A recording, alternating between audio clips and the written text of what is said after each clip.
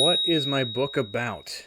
Man, why is it always so hard to answer that question? Should be easy, I wrote the thing. Usually when someone asks me what my science fiction book, A Knife in the Dark, is about, I give them the general rundown. How it's a murder mystery set on a planet where night lasts for a full standard week. How it's about a grizzled old private investigator who's sort of called out of retirement to investigate the murder of the only son of this really powerful guy. How I tried to mimic the feel of old film noir movies where, it always seems to be dark and raining by setting the story within the course of one night on this planet, where it literally is always dark during the investigation. And of course, naturally, how this investigation leads to connections to the main character's own dark and bloody past. And while all that does happen in the book, that isn't really what the story is about. What it's really about is how technology must, at some point, stop moving us forward and actually take us backward instead. I initially thought that a murder investigation in a science fiction atmosphere would be kinda dull. Even today in our world, all you need is a piece of DNA and you can find your culprit, right? It's sort of unquestionable. But then it struck me, what if technology had advanced to a point where DNA wasn't reliable anymore?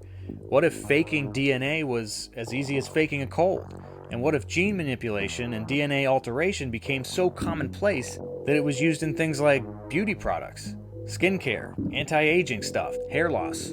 That could lead to incorrect DNA being found at crime scenes. If that happened, you would think that this would lead to the use of DNA in beauty products and that sort of thing being regulated.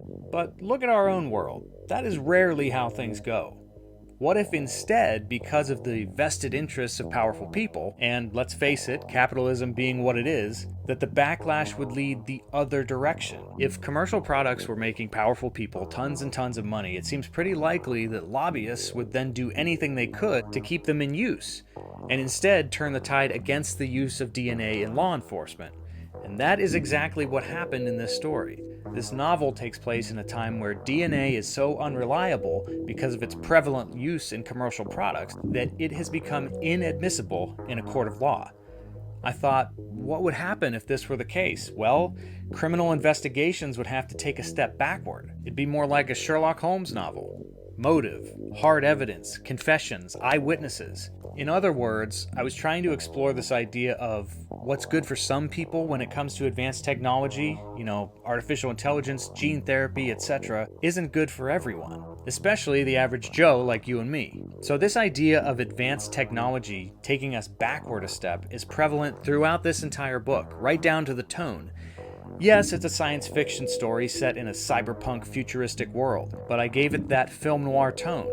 The characters even talk that way and dress that way, and I intentionally used some of the language that would be more likely to be found in the 1940s than in science fiction. And this murder that our old-school, hard-boiled detective is investigating, as it turns out, is committed using an old-fashioned powder-based firearm. In a world where sidearms fire artificially accelerated slugs through the use of anti-gravity tech, and personal shields to protect them from maser weapons, all that good stuff, this murder is strange because it was committed using a 6-shooter revolver, practically an antique in this world. The book is full of these strange sort of seemingly conflicting elements, but look at where we are today. The technology of social interaction has advanced so far that it's actually made us antisocial instead. If someone in the past had seen what sort of access to information that we would all have, they would have probably assumed that we would all be geniuses, super informed, more intelligent. But instead, it's led to prevalent misinformation and a climate where knowing the truth is more difficult than at any other time. A lot of us are actually pretty nostalgic for a time before any of it existed, but it's now also integral to our lives that we can't escape it. So yes, A Knife in the Dark is a murder mystery with a grizzled old detective who drinks too much, trying to track down a killer,